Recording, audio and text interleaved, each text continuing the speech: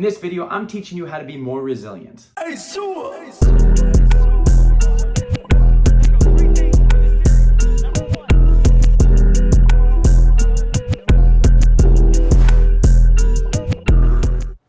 want you to think about a ball made of rubber and a ball made of glass. If I were to ask you which ball is more resilient, which would you say? Most likely you'd say the rubber ball. If I were to ask you why, you'd probably say because if you throw both balls on the ground, the one made of glass would break and the rubber ball would bounce. The different balls represent you and me and how we respond to adversity. Some people, they're able to bounce back quickly from a loss, a mistake, or hardship, and others are so fragile that they break when they come in contact with adversity. How good are you at bouncing back? Why is it that in some cases you can bounce back quickly, while in other circumstances you fall apart effortlessly? Coach Nick Saban of the Alabama football team says to his players that mental toughness is asking the question, what does it take to break you? So I'm going to ask you, watching this video, to consider the same question. What does it take to break you? And in this context, I don't mean break as in something that renders you powerless. I'm referring to those situations where you become overly emotional, undisciplined, or trapped in short-sighted thinking. In this video, we're going to talk about ways to strengthen your ability to bend but not break. Imagine being able to not waste time beating up on yourself after a loss, being able to control your emotions so that one mistake doesn't compound into another. It's possible to improve at this, but it takes awareness and discipline to execute your process. So let's take a look at 3 principles that can help you learn to bounce back quickly. Number 1, conduct a pre-mortem. A post-mortem is a process by which experts try to figure out how something died or failed. A pre-mortem, on the other hand, is trying to predict the things that will lead to eventual failure. For example, imagine a company, they create a great plan to execute in the coming weeks. The leader of the company then asks, imagine we are 1 year into the future and this plan that we have come up with has failed miserably. Why would that be so?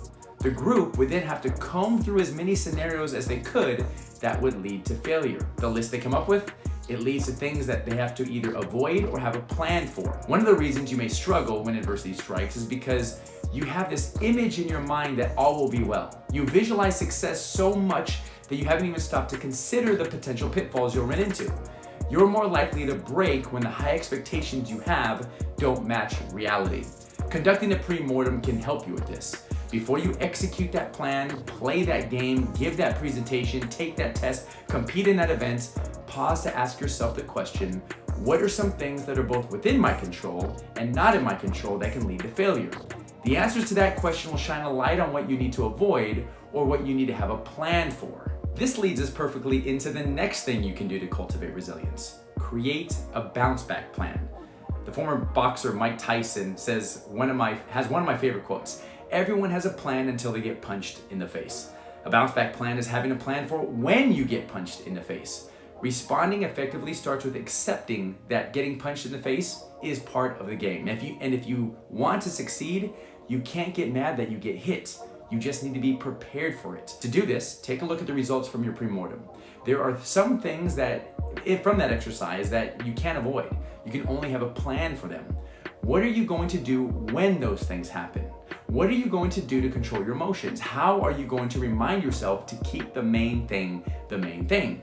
You're more likely to respond effectively to adversity if you plan to respond effectively to adversity. Open up your journal right now and write down all the things that can lead to frustration for you. Then write down your process on how you're going to recover from it. You can't choose what's going to happen to you, but you can choose how you're going to respond to it. The final principle I'll share on this topic is to know your color. A traffic light has 3 colors: green for go, red for stop, and yellow for get ready. Red is coming up next. Depending on what the situation is, you're gonna speed up or you're gonna slow down. So let's take the same lights and apply them to your ability to bounce back. When you're in the green, things are great. It's smooth, you're rolling along well. Red, on the other hand, is the complete opposite. You're spiraling quickly, you're emotional, you may even want to quit. But a traffic signal doesn't go from green to red. Could you imagine the amount of accidents or the amount of money we're spending on brakes if that was the case? The yellow light is so important because it serves as a warning to the driver to prepare for a red light.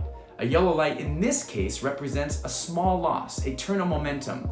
It's not a right hook to the face, it's a jab to the face, reminding you to get your guard up. It's a lot easier to bounce back from yellow than it is to bounce back from a red. This is why it's important to be aware of your color. Being aware that you're in the yellow can serve as a nudge to refocus because you're headed toward the red. This will take practice, but it requires you to be in the present, and you're gonna be able to improve over time. So there you have it. These principles that will help you bounce back from adversity. Conduct a pre-mortem, create a bounce back plan, and know your color. The execution of these tools will help you become like the bouncy ball and less like the glass ball. Additionally, you can train yourself to become so resilient like the bouncy ball that the harder you throw it on the ground, the higher it flies. Your ability to bounce back from failure will take you to heights that you've never experienced before. I hope you enjoyed this, but I want to hear from you. How do you bounce back from adversity? Which one of these do you think will truly help you?